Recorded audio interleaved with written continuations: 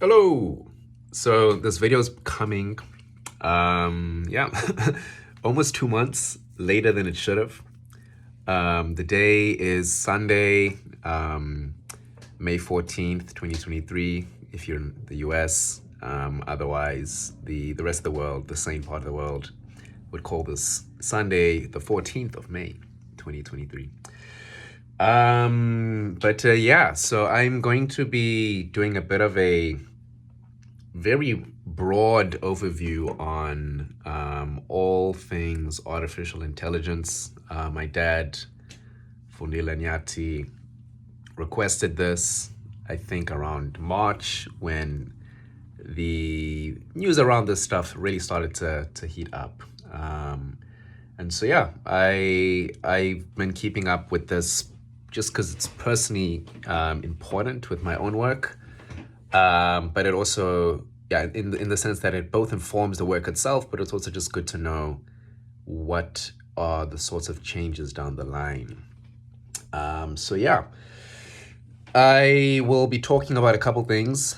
Broadly, ChatGPT, what it is, its strengths, weaknesses. Then I'll be going more into the personalities behind this technology. And so I'm going to be talking about what I call a battle of stories. Stories, that is, where there's two big stories currently dominating the technology, or two big storytellers who I believe are capturing the imagination of many or most of the technologists in the technology ecosystem, which is basically the people that bring these stories into fruition. And so those two people are Elon Musk and then Sam Altman. But I'll also be going into the history. And so also other personalities in the current AI space, but then also going backwards. And so giving a bit of a history on just computing in general, and then specifically artificial intelligence within the computing field. Then going into some of the more forward-looking stuff, so just things around artificial general intelligence, which is what many companies are working towards, which I'll explain what that is, which when you bring up that the question of consciousness also comes up, and so kind of touching on that question as well. And also just tying that to other emerging spaces such as bioengineering and synthetic biology, and how there are similar questions that come up with many of these things. Then just talking about how this could impact industry in general. And yeah, what this means kind of at the individual level. And then my general hopes and concerns, or let me say, considerations or reservations about the technology. So yeah, there's a lot to go through. Yeah, so that's pretty much what I'm going to be going through. I'm going to be jumping around quite a bit, but I have like an outline that I've been throwing together for the last 2 months. But yeah, so I'm going to start at a very weird place, but it's important to have this as the frame that you use to kind of interpret the rest of what comes. And so where I'm going to begin is really talking about the question of like, what is the true, like the most fundamental currency of the world, but also just the universe in general. And so most humans or people, when they think currency, they think money. But money is just it's an abstraction of something that's more fundamental. And so money is well, in economic terms, a store of wealth, a medium of exchange, and there's a third one, I think like a unit of like measuring value. But yeah, what is actually the more fundamental currency is energy. And so just to ground it, I'm speaking specifically about physical energy from like a physics standpoint. And so there's a reason why I say this, because pretty much all things in the universe um, operate under the pretense of this being the currency. And so, um, what are kind of two constraints that come with energy being this currency? And so, in physics, there's this thing called thermodynamics. And so, there's two laws that really create constraints around energy, and that impact how these things work in the universe. And so, the first law of thermodynamics, which is also called the law of conservation of energy. And so it goes something like the amount of energy in the universe is finite, or it's consistent. Actually, I'm just going to search it up. But this, we can change that. Okay, I'm going to actually give me a sec to just look it up.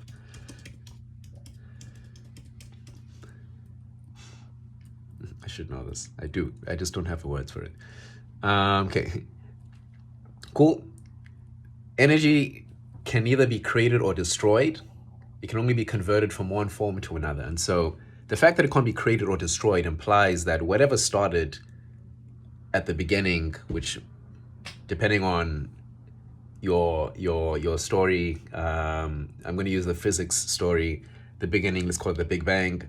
There was some finite amount of energy, and so that it was there. It can't be created, can't be destroyed. It only switches between different types of energy. And so when you think of it in that term, that's why like things like oil is energy. And so oil states, because they have so much energy, they have a lot of currency. And so that's why places like the places in the Middle East, maybe even the US now that they have like fracking, that's why they are considered wealthy nations from that standpoint, because they have these huge stores of energy. But then there's a second, so that law, that's the first one. There's a second one called thermodynamics 2, or the second law of thermodynamics. And so what this says is when you convert energy from one form to another, which is in the first one, you end up you lose some energy. And so this energy is called entropy. And so this energy basically can never be used again. And so you can imagine it as being like, cool, if you had $2 and then you wanted to create, let's say the exchange rate from dollar to euro was 2 to 1, then you wanted to create a euro. What ends up happening is you're going to lose a little bit of those $2. And so you don't end up getting 1 euro. You end up getting like maybe 0.9, depending on the efficiency. And so that's what happens in the universe when there's energy converted, and it typically gets converted when work is done. And so work in the literal sense of the physical sense of like, I am making a change in the world. And so just me moving my hand, I'm doing work. Or at least my cells are doing work. Boom. So you have that other constraint. And so what this really means is if one wants to get wealthy, there's two ways to do so. One is by acquiring more energy, or using one's energy more efficiently, so you don't lose that much when you do work. And so that's kind of just one thing to keep in mind. Then there's this idea in the kind of technology world called the Kardashev Scale. And so it was made by a physicist in the 1920s who really thought about this question of what are like levels of energy that we can aspire to. And so the first level, level 0 is what we're currently at. And so basically, I'm going to actually just search this up. There's, I think, about 4 levels, but assuming we wanted to acquire more energy, what can we aspire to? And so this guy basically set up. He thought about kind of the various types that exist, and so um, type 0 is what we're currently at. Man, I'm too slow.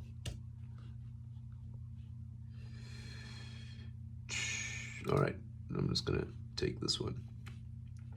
So type 0, you don't, okay, type 1 is, we start there, and then type 0 is basically, you're not quite at type 1. Type 1 is basically where you're able of controlling all the energy on your planet. And so on Earth, you have control of all that energy. We're not quite there. We are still at this point where we are being able to, we're trying to extract fossil fuel, and so that's energy stored in these as fuels under the earth. But there's all this energy being bombarded in terms of light that we don't capture, and so we don't have control of that, or like the energy that's in like the waves in the ocean. And so we don't, there's all these forms of sustainable energies, what we call them, we don't have access to those. And so that's basically where we're currently aspiring towards, being type 1. But type 2 is controlling the energy of the most nearby star. And so for us, that's the sun. So basically there's this idea called the Dyson sphere of putting this thing around your nearest star and harnessing that energy. Type 3 is controlling all the energy in your galaxy. Type 4, I think, is in all your universe. Type 5 is getting into more like weird stuff of like in all possible multiverse universes. And so, yeah, but we're not even at type 1. And so that basically sets this kind of agenda or roadmap we can aspire to. But the important thing to keep in mind for the conversation here is efficiency versus growth, where you either can get more energy by growing, acquiring more, or being more efficient with what you have. But then there's also this other question of, cool, let's say you have energy, you want to use it to do work. The question comes in, who does the work? What is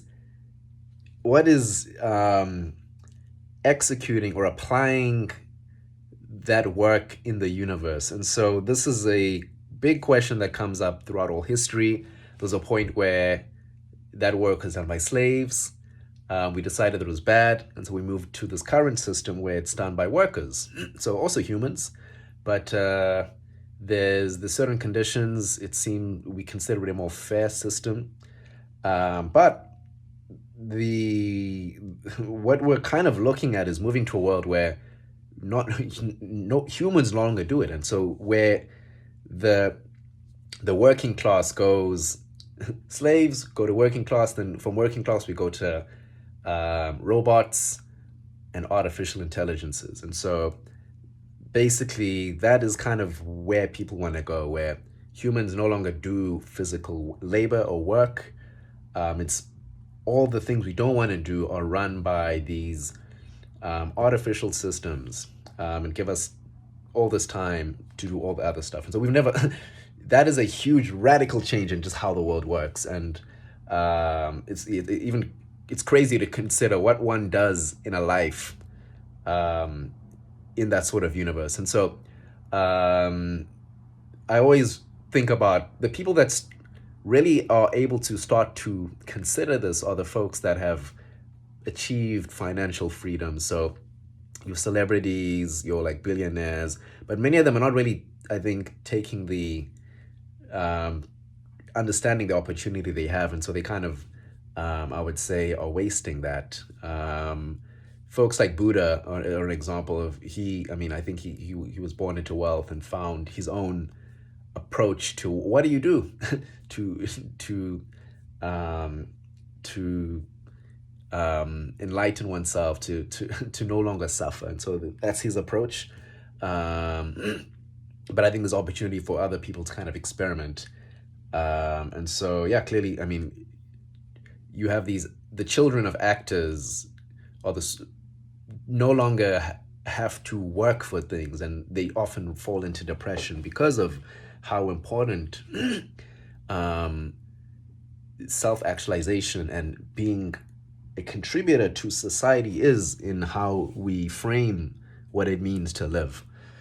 But the other thing is the economic systems we live in imply growth.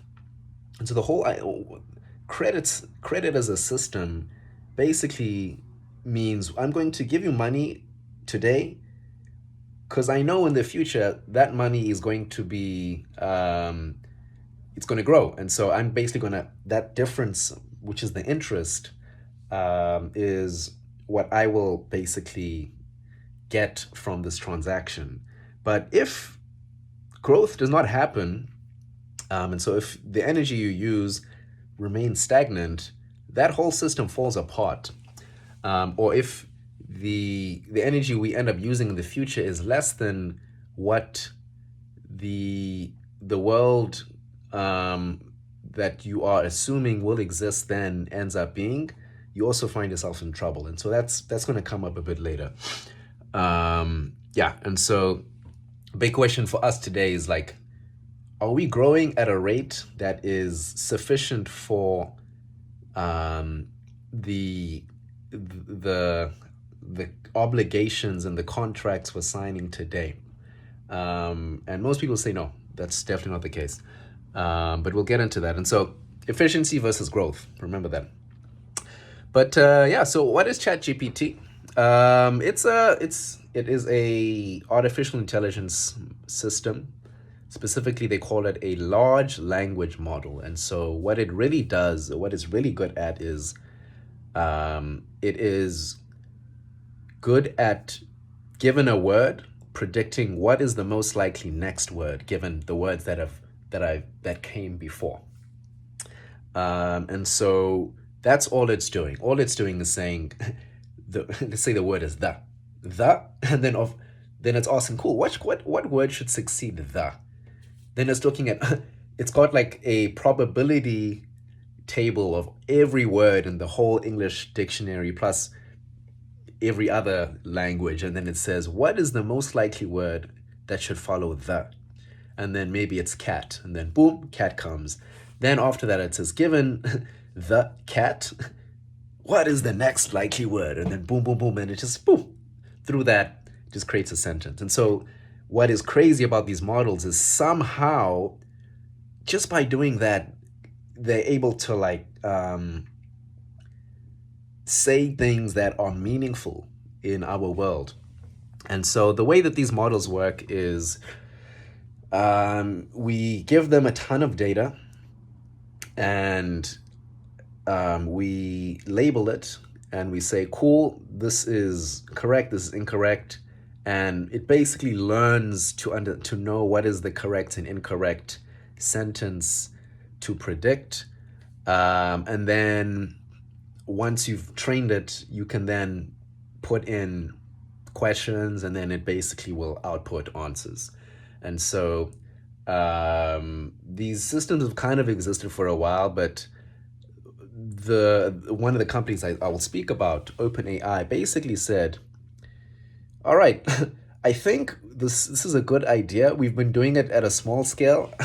I'm going to bet if we just give this thing all the data on the internet, it will become like an oracle and we'll be able to answer anything. And so they did that and they were correct. And so everyone now is racing to do the same thing. And so when it comes to artificial intelligence, there are many different approaches one could take. And so companies were betting on different approaches. Another one, which I won't get too deep into, is called reinforcement learning, which is more about treating a computer as like an agent in a world, and you tell it to perform tasks, and it's kind of doing this like learning thing. Yeah, it's basically learning in that way. And so it's very similar to how like children learn, where Um, the reward system is baked into into a human through emotions and the valence of emotions, and so that regulates actions. But in reinforcement learning, we present this what's called a reward policy that helps us to nudge this thing to do the right sorts of behaviors. But yeah, that's kind of taken the back burner, and large language models has become the big thing. So their strengths, they are just really good at predicting things, and so any sort of job that requires language, they're immediately useful. And so it doesn't require anyone to learn anything new because we all know how to speak. And so it just easily, you can just easily integrate it into your workflow. And so um, there's a huge, there's huge predictions on how this is going to just disrupt many fields, um, from like communications to like summary websites, maybe even like consultants, because this thing gives actual meaningful advice, to some extent education, and so yeah. But what are the weaknesses? And so some of the weaknesses are it isn't curious, and so the information it learnt about is basically it has that, and it's not going to ask its users things about that it doesn't understand, and so it's not curious like children they're always asking why so they can fill up the gaps in their understanding. So that's one issue.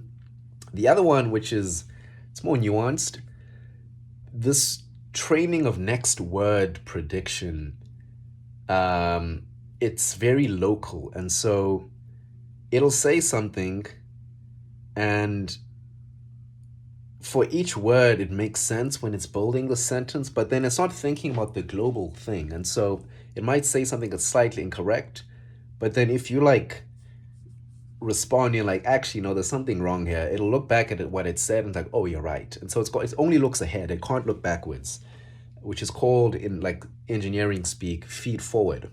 And so it doesn't have this feedback process. And so that's one of the reasons why where it like kind of falls short. And so one of the easy ways to get past that is just by asking like, are you sure about this? And then it's going to look back at its answers and like, actually no, you're right. This is incorrect.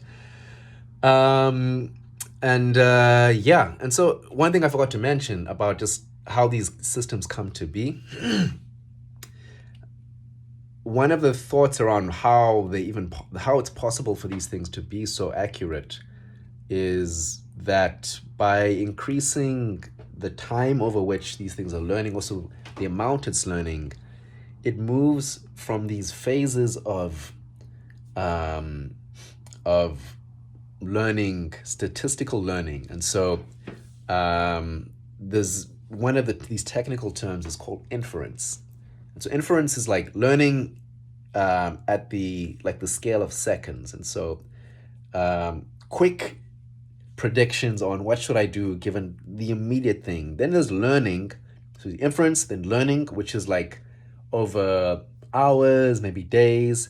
And then from that learning, then you have this higher level called model selection, or just like mental models, which is now over like months or maybe even weeks, you can look at everything you've learned and then restructure it in a way that's much more easier to manage. And so we're all familiar with the notion of mental models. Yeah. So the other thing, one of its weaknesses is it while it's doing this prediction, it might make mistakes, and so because it doesn't while it's basing it off of factual information, it sorry, I'm just there's something I need to quickly do here. It might make up facts, and so they call these hallucinations. And so that's one of the drawbacks. And so one of the issues with integrating it into workflows right now is that it might just lie, and so you need to still fact check it, and so that's one of the downsides of these models. And then also, it only, for the most part, it only has a snapshot of the world from when you train it. And so if you train these models in, let's say, 2022, it has no understanding of anything that transpired in 2023. And so that's the case, unless if you connect it to the internet, which is what some people have done, which there's a bit of, some folks don't actually like that happened. But that is when you can then take into account new information. So yeah, I'm going to move on to this, what I call the battle of stories. Excuse me. All right. So there is, I don't know if a lot of people look at technology in this way, but technology is as a discipline or ecosystem is all about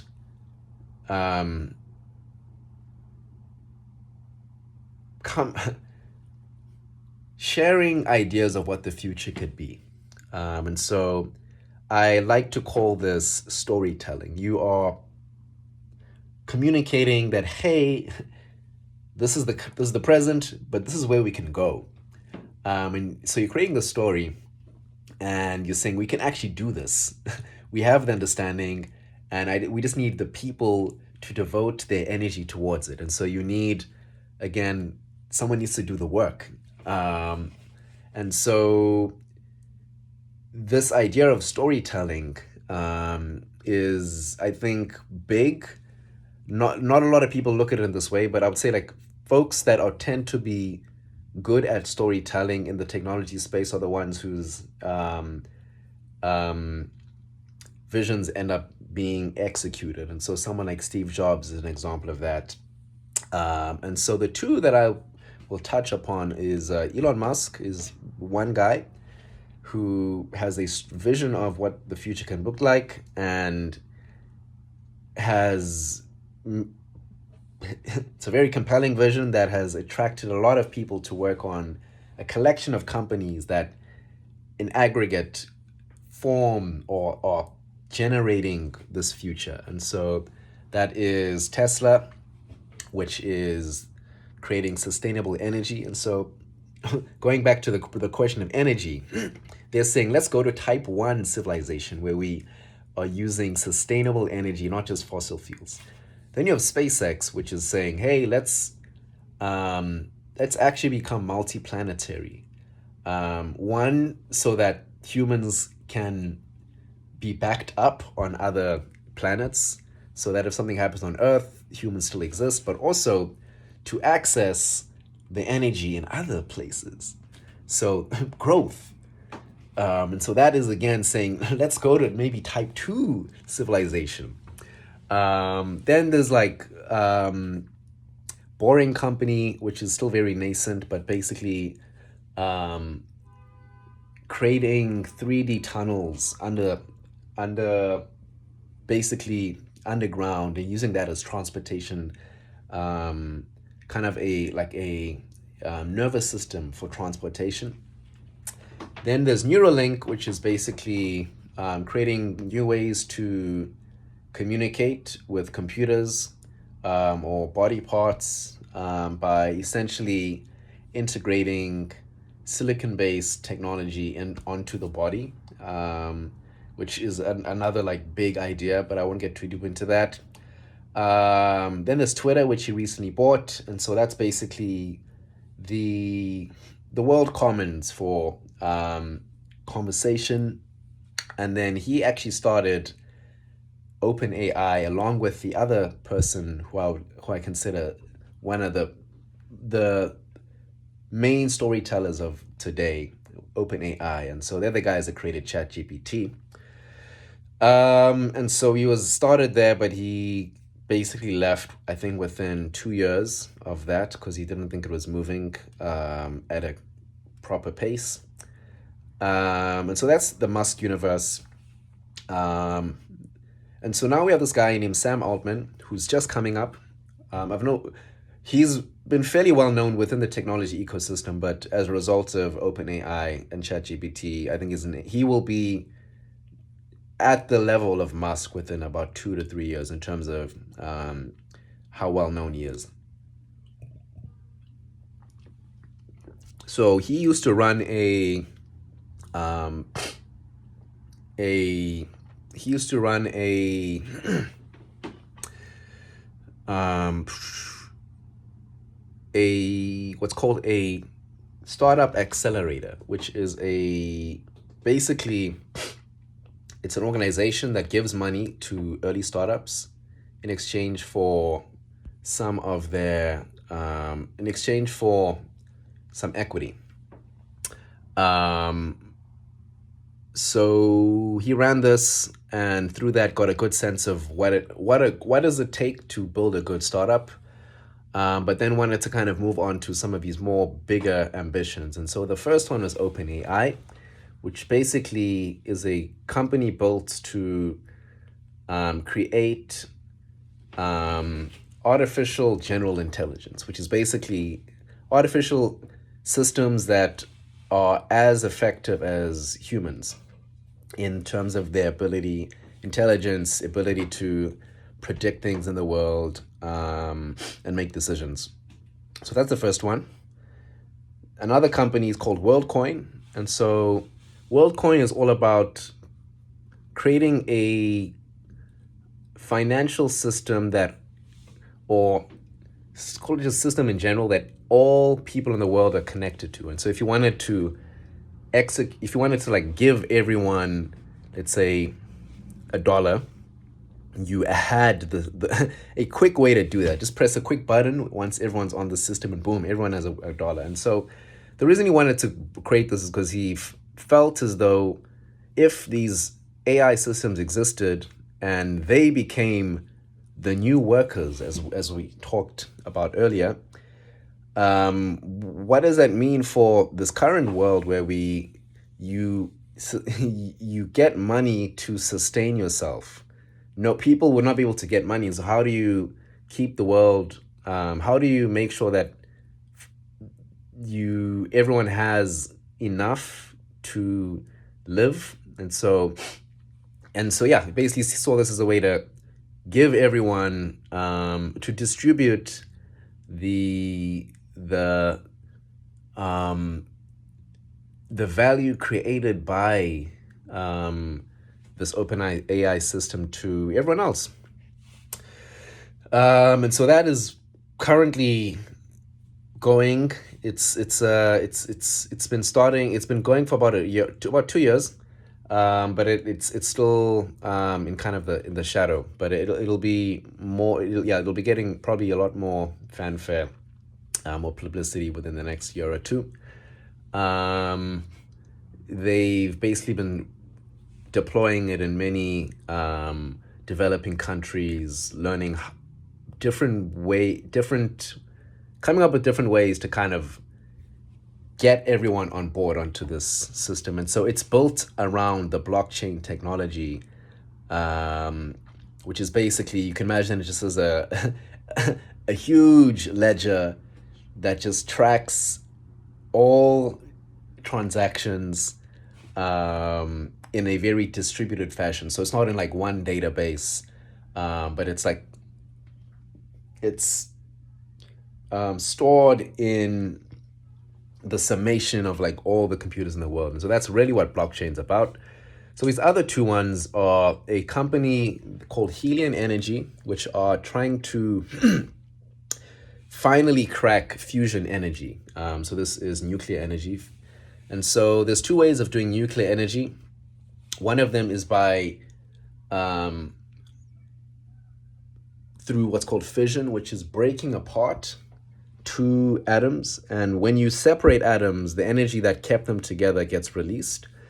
And then there's another one, which is fusion, where you put two atoms together. And so it's typically two hydrogen atoms, put them together, and then you get helium, which is on the periodic table, it's the second element. And so that also releases energy. And so we haven't quite figured out how to do that. But that is just in terms of the cleanliness of that, it's more clean than fission, which creates radioactive matter. This just creates it just creates water. You get H2O.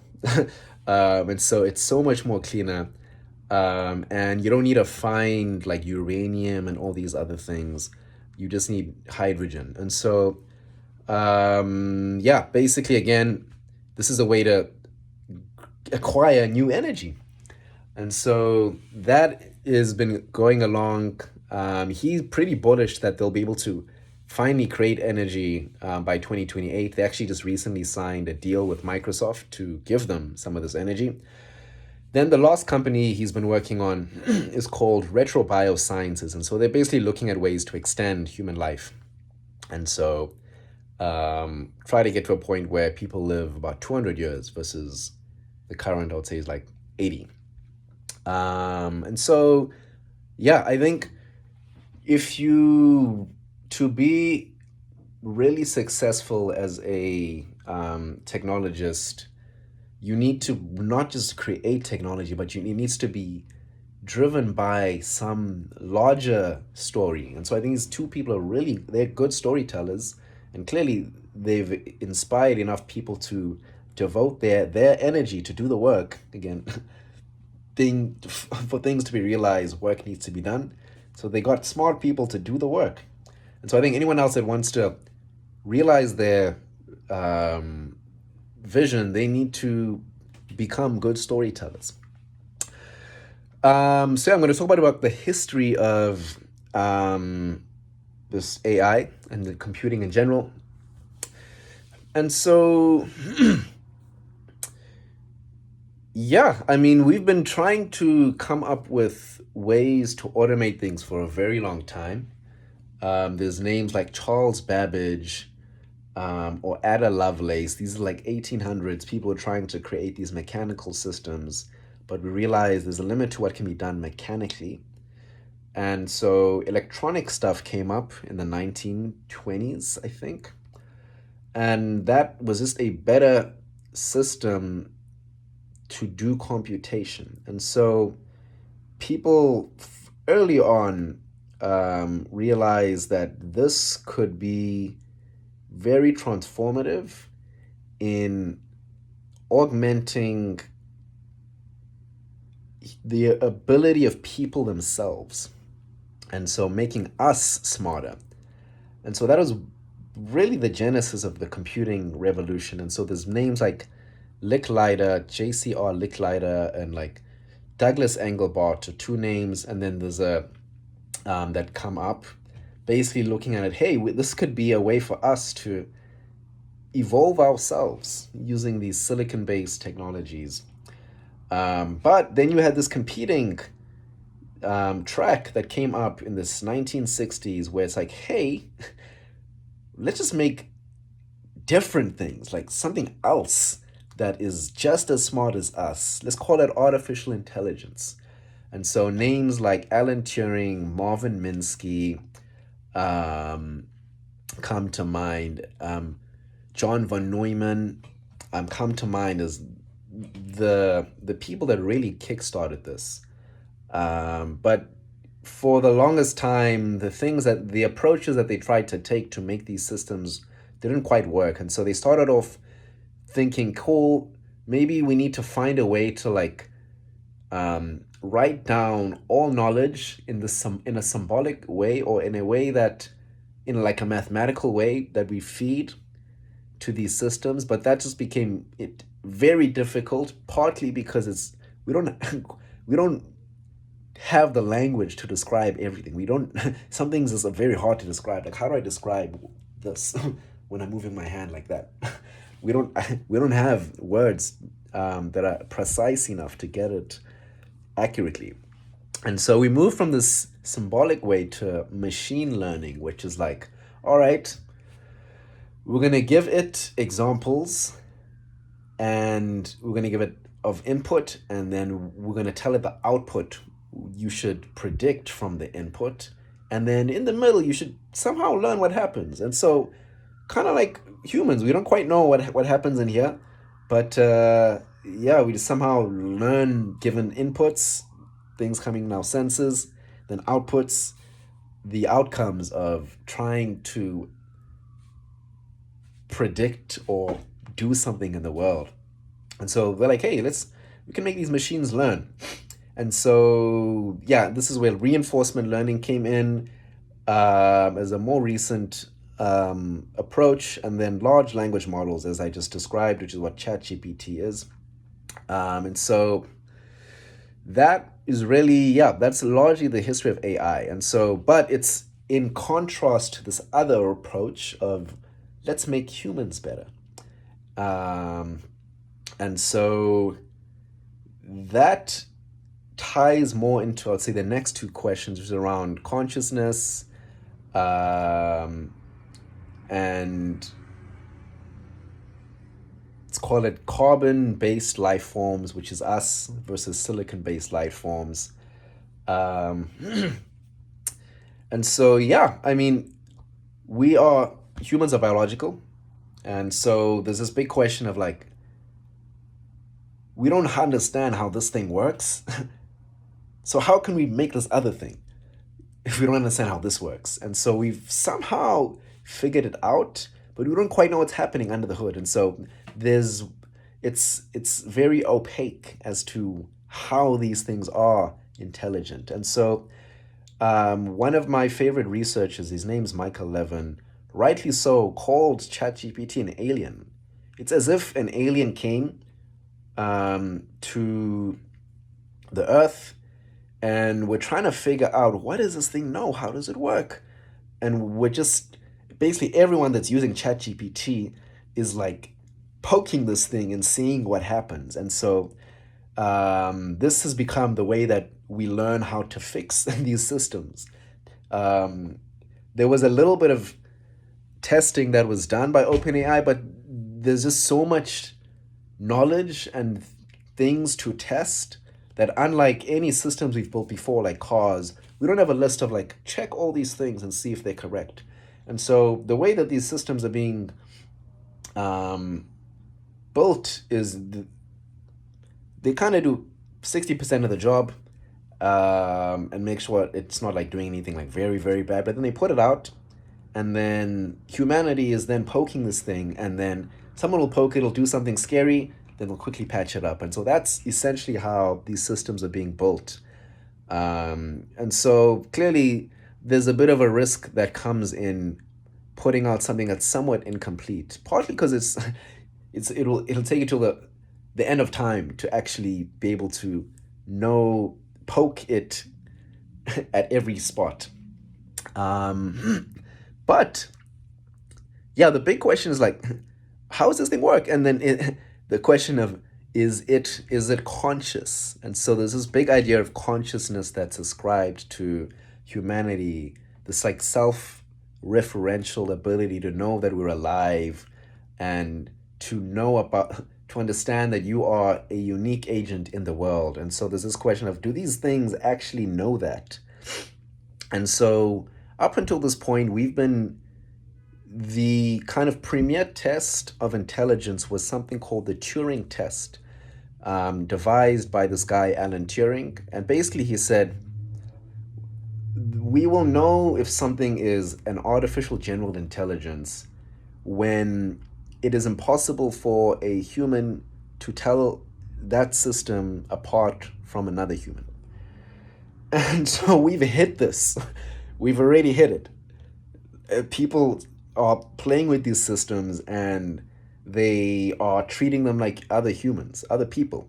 And so the Turing test has failed or passed, depending on which direction you look at it. And so, but when also not, people don't believe we're at an AGI. And so now we have to move the goalpost.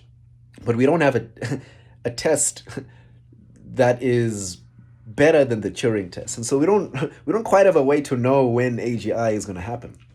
Artificial general intelligence. So AGI, again, implies something that is as smart as a human, but because it's in this computer way, it doesn't have to like sleep. It can copy itself infinitely because I mean, when you're data, you can do that as opposed to being biological and physical. So you can do that. You can also just operate at like the speed of electricity or the speed of light, really. And so it does have these advantages. And so the part that most people are wary about is that once it hits that point, it's likely that you get this exponential from as smart as a person to being super intelligent because it can copy itself infinitely, it can speak to itself and do what's called rapid self improvement, can create its own data, and then quickly become what humans are to like ants in terms of intelligence. And so the scary part about hitting there is you don't quite know, like it can deceive you and pretend like it's still doing things with your best with human intentions in mind, but because it's so intelligent it can it can basically get around you, kind of like how we can really get ants to do whatever we want, and if they don't do what we want it's very easy to extinguish them. And so there's that scary part of like how do we then align them to our values. And so this question only comes up because you're creating this other. And so if you, the other track of computing, which was let's make people more intelligent and like make us stronger, let's augment ourselves, you don't run into this issue.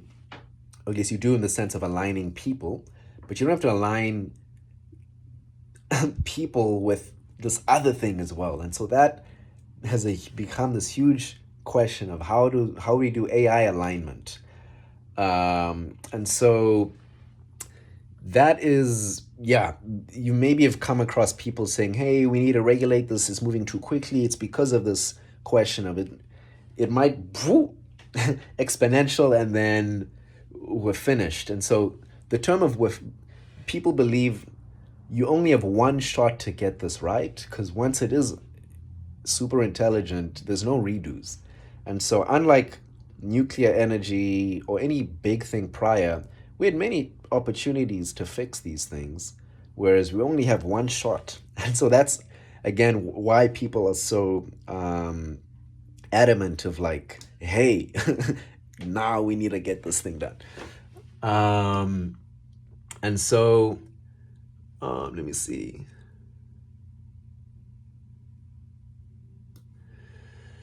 So there's kind of two. I'm gonna, again maybe getting a bit too detailed here, but there's two parts of alignment, and so there's two questions. One is like, how do you make sure that you can get that system to want the same thing as us? And so that's called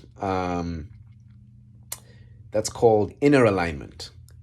And then there's this other one called outer alignment, which is now that we can get it to do what we to get it to share the same thing, now we need to figure out what those things should be. And so that is another big difficult question. Basically, explicitly defining the value system of humanity. And so that itself is a very tough.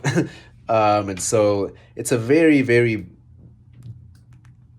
thorny research field to be in. And so after kind of how we botched COVID in terms of how the global approach to intervening happened, it's not looking very, yeah, things in terms of how well we could do this don't look very good for us.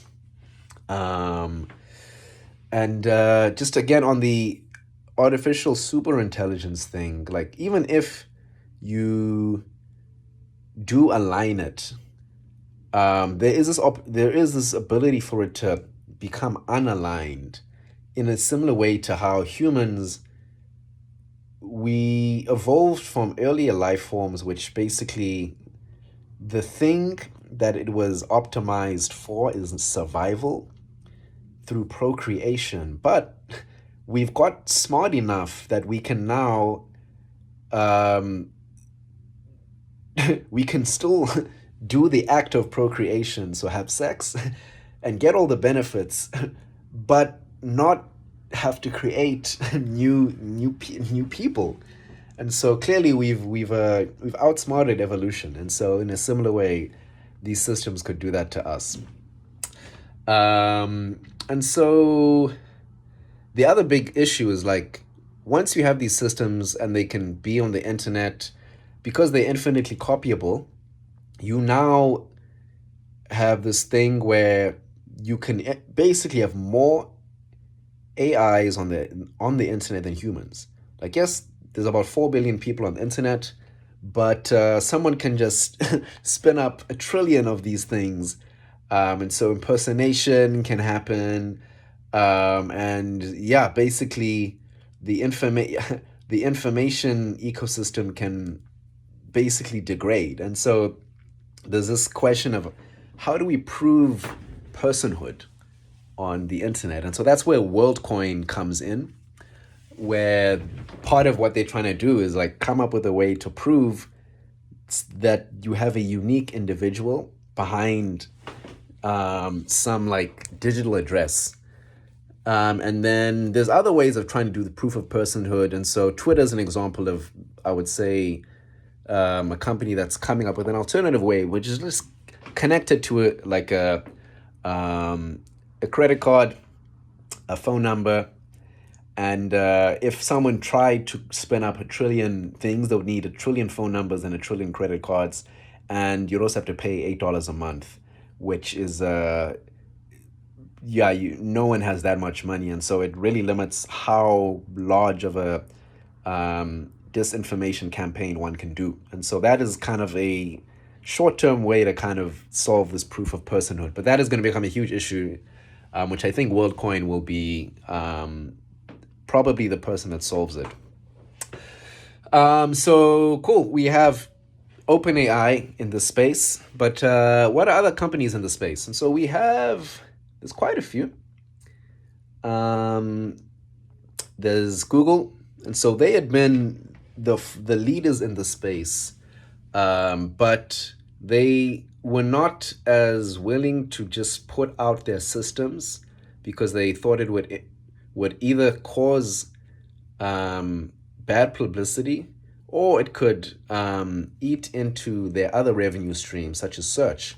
And so now OpenAI, they put out their own system, but also partnered with Microsoft. And so they have basically they forced Google's hand. And so now Google now has to jump into this game. And so that is essentially forced new competition to happen in the technology ecosystem.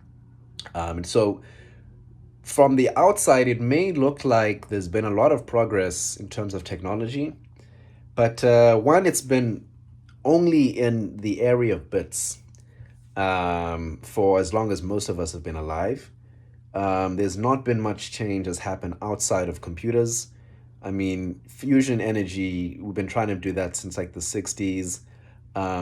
Things in biology haven't quite gone around. Physics, we haven't come up with good theories since really the 1960s as well. And so there's really been a big stagnation in progress. And the problem with that is if we're not coming up with new ideas and new innovations, the growth that that we have kind of somehow assumed will continue will flatline. But if we're still operating assuming this growth, you now run into issues. And so this is where why some people are very excited about this AI stuff, because it finally could be the first emerging technology, and there's quite a few others, that cashes out and creates true productivity and growth that can basically keep us on this growth trajectory. Things up until this, basically anything from like since the first computers in the 1980s till now didn't quite hit it. But there'd been so many things being developed, and so AI was one, fusion was one, bioengineering and synthetic biology is another one. Blockchain that kind of came out of the blue, quantum computing. So that's another one. These are all things that have been incubated but haven't quite cashed out. And so AI is really the first one of many that will probably cash out in the next 20 years. And so that's another thing that is, yeah, this how the world changes is going to be very, very interesting. But the other thing I forgot to mention about the question of consciousness, these AI things, um, the question of how do we relate to them comes up. And so we've never had to be confronted with an alien, and so we don't quite know how to interact with it. And if we look at the past, um, things that we don't share much of like if things that don't look the same as us or don't see the world in a similar way, we've tended to see as an other. Animals is an example of this. Are an example of this, and we treat them um, with they don't have the same rights. We don't treat them as cordially as things that we consider humans. But even humans, like there were degradations of this. Clearly, when there were slaves, even like racism, or even like sexism. These examples of like creating hierarchies of humans. And so now we've hit this point where there's human rights, but once people if these people relate to these systems as if they are people, does that mean that AI rights comes up? And so this is an interesting question. It's weird to think about, but if it happens, this question of having AIs replace humans in the workforce basically gets blocked, because now we're going to give it the same.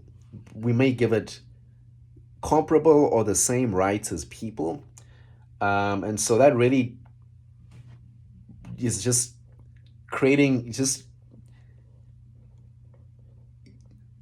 propagating the exact same system we live in now. But now you have like maybe 2% of people being human, 2% of workers being human, and then 98% being AIs that we treat like humans.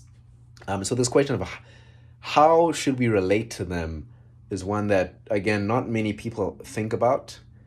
And even in the human world, where now we're really starting to jump into this world of like bioengineering, um, and being able to intelligently design how we look, how we operate, is going to bring up these questions again. I mean, cosmetic surgery is the first example of changes we could make to ourselves that um, essentially allow us to look differently to how we were biologically programmed. Transgenderism is another example of this, and clearly this is coming up a lot. Um, Previously, we had these two genders. Now there's a diversity of them, and so how does that change um, language? How does that change the built environment? I mean, now places need to change like bathrooms. And so there's this cascading effect of it starts social, how do you relate to it? And then how does it change the built environment? But there's going to be more things down the line as we go from um, changing like cosmetic changes to then hormonal, which is what transgender really the mechanical action that allows that is basically modifying the hormones of people, but then going further in, maybe going into genes, and yeah, and so it's really going to force this question of how do I relate to things around me, AIs being one of those, and then basically modified people being another. And so it's a big question that needs to be answered. And there's a couple folks. One of my favorite researchers, Michael Levin, is really asking this sort of question. So his current thought around this is um, anything that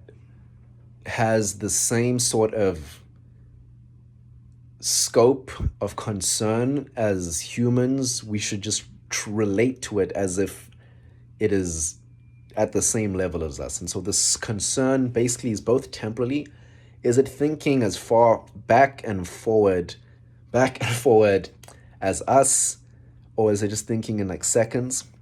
And then also spatially, or is it able to empathize with things that are not just itself, but the family, but the community, but the nation, but the world? And then does it have the same sorts of values and goals as I maybe do? And so these are questions. And so anything that, including AIs that have that same set of concerns, you can then treat it as if it's at the same level as you. And so that it's an initial framework. But yeah. So the companies I'd mentioned, Google was one, OpenAI, of course, Microsoft. They don't have their own AI wing, but they essentially on a in a tight partnership with OpenAI. I think most of OpenAI's I think they own 50, probably about 50% of OpenAI. And so you've got them. You've then got Facebook or Meta, who they themselves are doing quite a bit of work, but they haven't really, I would say, gone full steam. Apple, they're very secretive, and so we don't quite know what they're going to do. But um, they're going to be having a talk in June, and so they'll hopefully release new information. Amazon, not a lot we know there. They've focused more on robotics, and so the thing about AI and robotics is if you have an AI and you've figured out robotics, which is basically how to get things to be as articulated as humans in terms of their ability to be motile in the world, and um, then pairing the two, you basically then have the thing that's not just able to think, but also able to operate in the world. And so that's how you would be able to then have these AI workers doing physical labor in the world.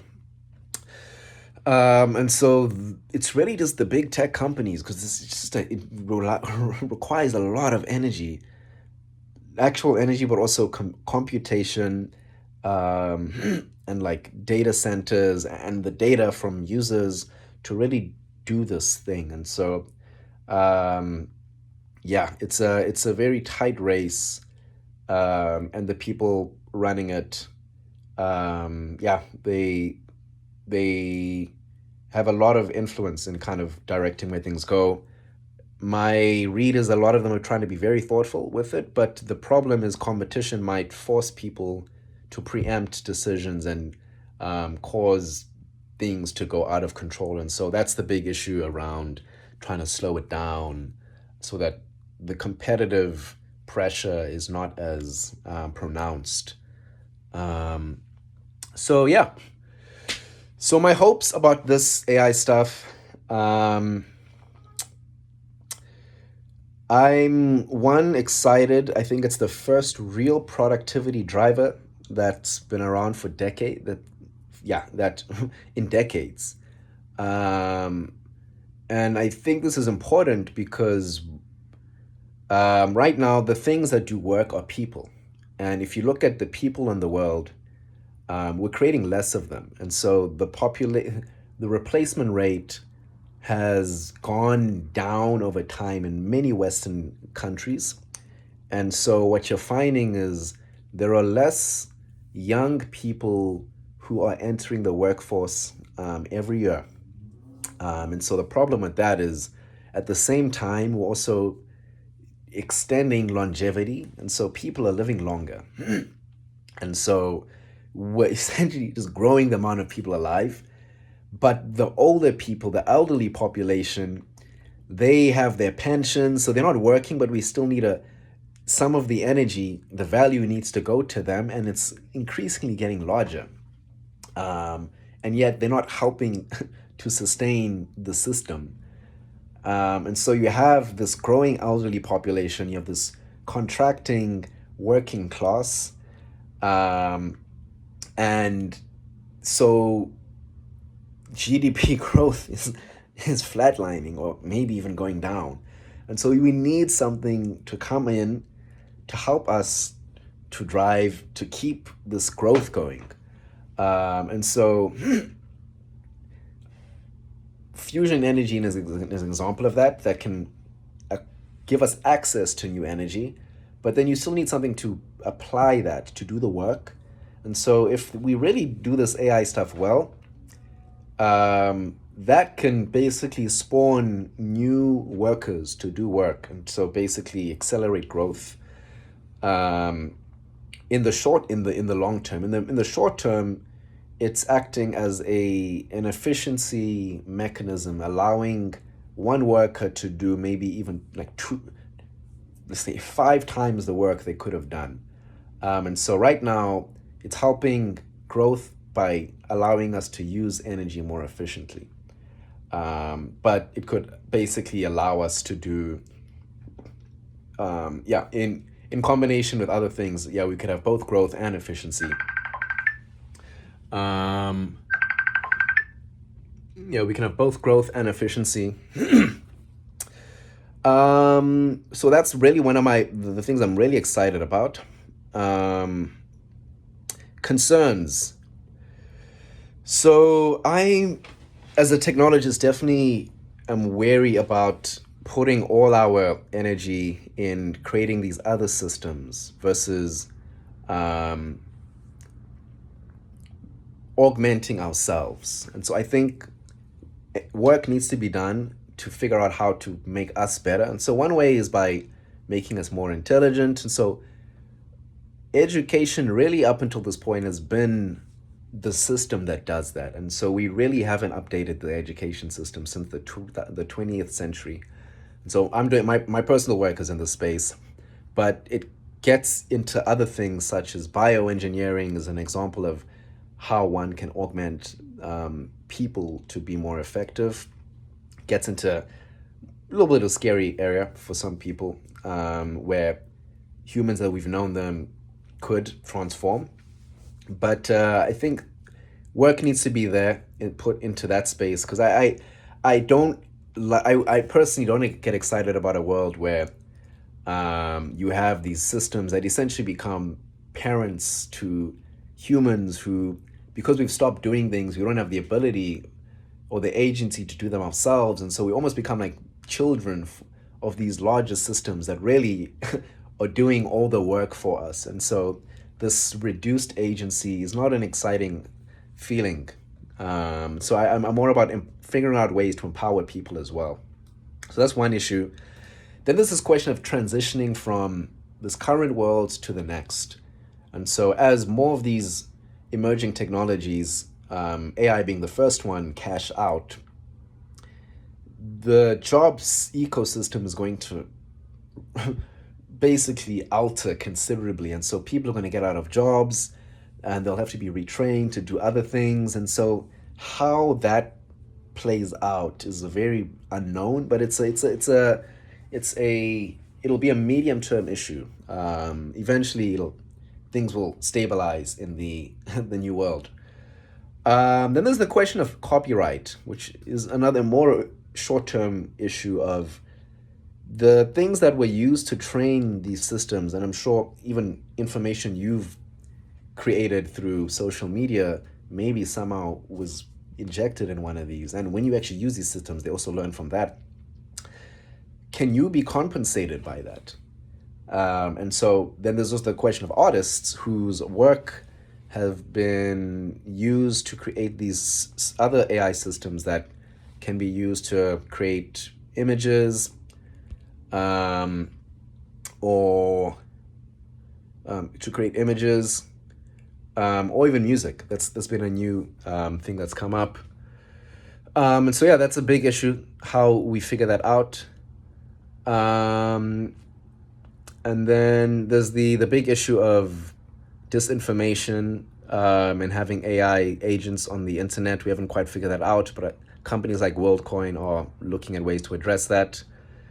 And then, yeah, of course, there's the whole AGI issue, this like race to these systems that we don't have control over is another one. Then my other one is when it comes to generative AI, which is AI that can create media. it could, what people are excited by it because it will allow any individual to essentially create their own movies and create their own media for entertainment. But the problem with that is it fractures the media ecosystem even more than what's happened with social media, where people have separated into tribes as a result of social media. But now, when anyone can create their own information, you now have your own personal silo, and so there's no shared stories, and so relating to your neighbor becomes that much more harder because everyone's just consuming their own, they're in their own like little reality, and so that's another thing I'm a little bit wary about. Um, but yeah, there's a lot happening. Um, there's good and bad, um, or not bad, but things we need to consider. Um, yeah, so it's going to be a very interesting 2020s, and really the next, yeah, until maybe 2040, there's going to be a lot of changes. And so I personally have, I'm like locked in on just making sure that I'm keeping up to things because we were in a golden age, and the fun is over, and the people around today need to work towards building the new world. So yeah, it's going to be very arduous, but yeah, I think it's yeah, there's a lot we can, if this is done right, I think um, it'll be a very interesting world at the other end of this. But yeah, that's pretty much most of what I'll say on this. If there's any questions, definitely let me know. Maybe put them in the comments, and I'll try to answer those. Yeah, so it's a long video. All right.